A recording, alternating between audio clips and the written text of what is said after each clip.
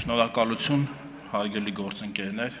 նախ շնորհավորում եմ ձեզ, պարոն Ռուբինյան, ազգային ժողովի նախագահի թեկնածու առաջադրվելու իմ քաղաքացիական պայմանագիր խմբակցության կողմից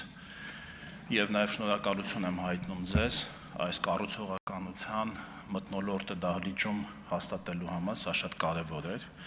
եւ ցանկանում եմ միանգամից անցնել բովանդակությանը,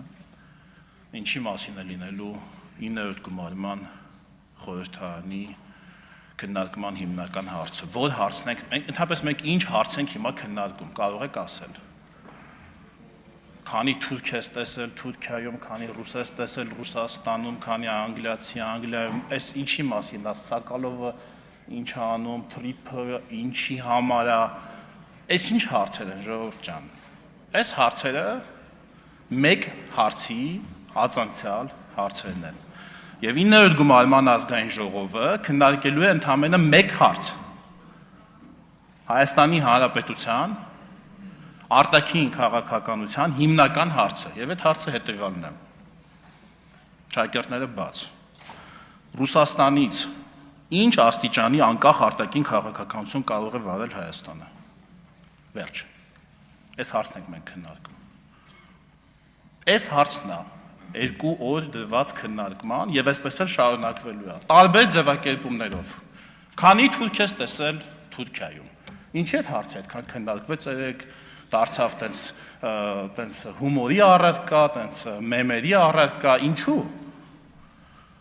Որովհետեւ դա կտրած հարց է, դա կիսատ հարց է։ Առաջի մասը կտրած հանած է այդ հարցի, որտեւ անհարմար կլինի ամբողջական ձևակերպել։ Իսկ իրական հարցը հետեւյալն է, առանց ռուսների իմացության քանի թուրք ես տեսել Թուրքիայում։ Առանց ռուսների իմացության, առանց ռուսներին տեղյակ պահելու, քանի թուրք ես տեսել, դա է նախադասությունը, բայց քանի որ չի ամոթ է տենց հարց ձևակերպել, ուղղակի առաջի մասը կտրել գցել են, մնացել է երկրորդ մասը, այսինքն բան չեն, երեխաներ չենք էլի, Օրինակ այդպես հարցը չէին ձևակերպի, դա հասկանալի է, չէ՞, զավեշտալի հարց է, բայց ինչի է զավեշտալի, որտեղ կիսատ է։ Կտրել գցել են ու չեն հաջողացնել նոր ձևակերպում տալ դրան։ Նույնը վերաբերում է Թրիփին։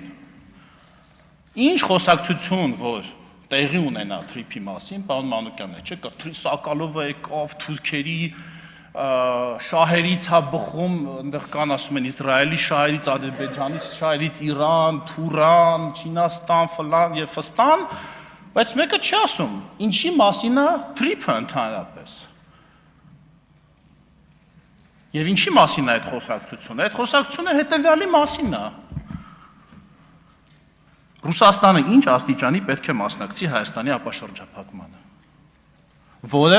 այն առաջի հարցի ածանցյալ հարցն է։ Ես ցավում եմ, որ մենք այս հարցերն ենք քննարկելու, բայց սա է լինելու մեր քննարկման օրակարգը, եւ եթե սա է լինելու, եկեք բաց քննարկենք։ Ամաչելու բան չկա, քաշվելու բան չկա, ընդ որում ես նկատի չունեմ, որ դուք ինչ-որ հատուկ ուղարկած, ինչ-որ ներդրված այս հարցը տալ։ Ես համոզված եմ, այդ 4 հոգի այդ հարցը տվեց, չէ՞, քանի թուրք ես տեսել Թուրքիայում։ Ես համոզված եմ, իրանք չգիտեն, որ իրանք հարցրել են, թե առանց ռուսների իմացության քանի թուրք ես տեսել Թուրքիայում։ Իրանք դա չգիտեն, որտեղ իրանք ոչ թե այն պատճառով, որ իրանք այդ հարցը գրել տվել են, այլ ուղղակի իրանք այդ հարցը այնքան են լսել իրանք շրջապատում, իսկ իրանք շրջապատի մարդիկ այնքան են լսել ուրիշ շրջապատում, իսկ ուրիշ շրջապատի մարդիկ այնքան են լսել ուրիշ տեղերում, որ այդ կապը շղթան կորել է։ Դա այնքան արխետիպային հարց է արդեն դարձել վերջին 200 տարիների մեր քաղաքական մտքում, որ մենք էլ դա չենք նկատում, եթե շատ ուշադիր չնայենք, մենք չենք նկատի, թե ինչ խոսակցություն է գնում։ Արտաքին ազդեցությունից եք խոսում, չգիտեմ, ինչից եք խոսում, պարոն Կարապետյան, ես ուզում եմ հիշեցնել, այս հարցն շատ չքննարկվեց մեր մամուլում, մեր հանրային դիսկուրսում, պարոն Կարապետյան, Ռուսաստանի նախագահը ուղիղ եթերում Հայաստանի վարչապետին խնդրել է, որ ձեզ թույլ տա մասնակցեք ռուսամետ ուժերին թույլ տա, ինքն է էլի ձևակերպել այդպես, ռուսամետ ուժերին թույլ տա մասնակցել Հայաստանի ընտրություններին։ Սենց բան երևի թե չի եղել մեր պատմության մեջ նման բան։ Ինչ արտաքին ազդեցությունից եք խոսում։ Այն ազդեցությունից, որ տարբեր ղեկավարներ, տարբեր պետությունների Ասել են, որ Նիկոլ Փաշինյանը շատ լավ ղեկավար է, կարծում են շատ լավ ղեկավար է, ասել են շատ լավ ղեկավար է։ Ինչ խնդիր կա, որ իրանց շահերը համընկնում է մեր կառավարության որդեգրած քաղաքականության հետ, հա, համընկնում է։ Հա, որտեղ բոլորն էլ ուզում են, որ Հայաստանը սեպից վերածվի կամուրջի մասնակցի համաշխարհային առևտրաշրջանառության, ճանապարհների ապաշրջափակում տեղի ունենա, դա բոլորի շահերից բխում է։ Այո, Թուրքիայի շահերից էլ է բխում։ Այո, Ադրբեջանի շահերից էլ է բխում, Չինաստանի, Թուրանի, ոնց եք ասում, չգիտեմ, Անգլիայի, ինչ պետություն ասեմ, որով որ տենց անունը տալիս եք, որ սենց ասեք, տեսեք, այս ովքեր են գալիս,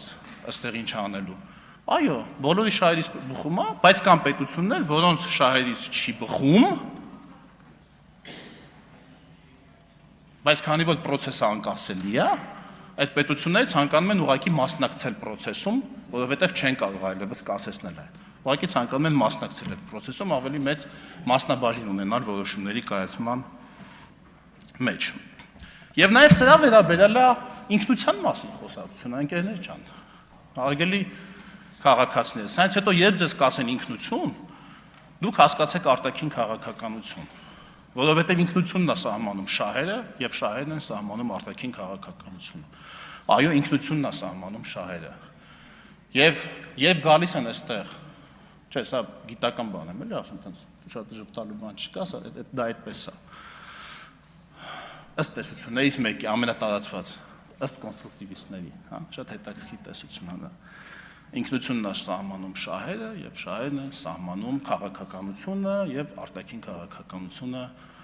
մասնավորապես։ Եվ երբ որ այստեղ գալիս են ասում են մենք ուզում ենք պաշտպանենք մեր ինքնությունը, ընկերներ ջան, ինքնությունը բան չի, այդպես ոսկու ձուլակը չի սեղանին դրած, որ դնեք պաշտպանեք։ Ասենք մեկը չգա պրոբը փոխի, մեկը չգա արծաթով փոխի։ Ինքնությունը այդպես չի, ինքնությունը ապրող օրգանիզմ է։ Ինքնությունը չի կարող որևէ ազգի ինքնություն միշտ նույնը չի մնում, ասենք այսօրվա անգլիացին նույնը չի, ինչ 1000 տարի առաջվա անգլիացին է, 800 տարի առաջվա, ասենք Ռիչարդ Արործասիրտի ժամանակվա, 100-ամյա պատերազմի ժամանակվա, այսօրվա հայ ինքնությունը նույնը չի, ինչ Մադրասի առևտրական ինքնությունը, ճիշտ է, Մադրասի առևտրական ինքնություն էլ կա աշխարհում, ոչ Մադրասում, ուրիշ քաղաքներում, այդ ինքնությունն էլ կա, գաղթել է, այլ ինքնությունները կարող են նաև գաղթել։ Բայց մենք պաշտպանելու ենք մեր պետական ինքնությունը, քաղաքացիական ինքնությունը եւ ոչ թե կայսրությունների կողմից կերտված էթնիկ ազգայնականության վրա հենված ինքնությունը, այլ քաղաքացիական ազգայնականության կամ քաղաքացիական ինքնությունը, քաղաքացիության ինքնությունը, այն ինչի հետ կապված, պարոն Կարապետյան, ձեր հորեղբայրը լուրջ խնդիրներ ունի, որովհետև ընդհանրապես մեկից ավել անձնագիր ունեցող մարդը, այդ որ խոսում եք ինքնությունից, ինքնության լուրջ հարցեր կա, որտեղ կարող են առաջանալ իրավիճակներ, որ այդ մեկից ավելի պետությունները, որի անձնագրի կրողը որ դու ես, ունենան հակասություն, օրինակ պատերազմ են իրար դեմ։ Որ պետության կողմից դու պիտի լինես, եթե դու մեկից ավելի պետության քաղաքացի ես։ Հիմա եթե Ռուսաստանն ու Կիպրոսը մի խնդրեմ ունենան, ասենք։ Չէ, բայց կարա չէ լինի։ Չէ, հիմա ասենք Ռուսաստանն ու Ուկրաինան ունեն, չէ, խնդրեմ։ Հաստատ կան, չէ, մարդիկ, որ Ռուսաստանի քաղաքացի են, Ուկրաինայի կան, չէ։ Հիմա ինչ պիտի անեն, բայց ընտրեն, իրանք Ռուսաստանի կողմից են, թե Ուկրաինայի կողմից են։ Կարա դες բան։ Այսինքն կարա չէ, հենա կա, մեր աչքի առաջ կա։ Մեկը ընտրելա, որ ինքը Ուկրաինայի կողմից է, մեկը ընտրելա, որ ինքը Ռուսաստանը։ Դրա համար է դրված օրենքում, որ չի կարող падգամավորը, վարչապետը լինի մեկից ավելի քաղաքացիության կրող, որովհետև ինքը չի կարող ունենալ մեկից ավելի շահերի կենտրոն։ Շատ պարզ է, ինչ ինքնության մասին աստեղ խոսակցությունը։ Եթե դուք նման խնդիրների առաջ եք։ Այսպիսով ես առաջարկում եմ բովանդակային խոսակցությունը նաև տեղափոխել այս դաշտ, խոսել շատ բաց, խոսել շատ պարզ։ Դուք անկեղծորեն նաև կարող է հավատաք, որ ձեր ասած ճանապարհն է ամենալավը, անկեղծորեն իսկապես, հա։ Բերենք այդ փաստարկները առանց այդ բաների, էլի, քանի թուրք, քանի ռուս, քանի ադրբեջանցի,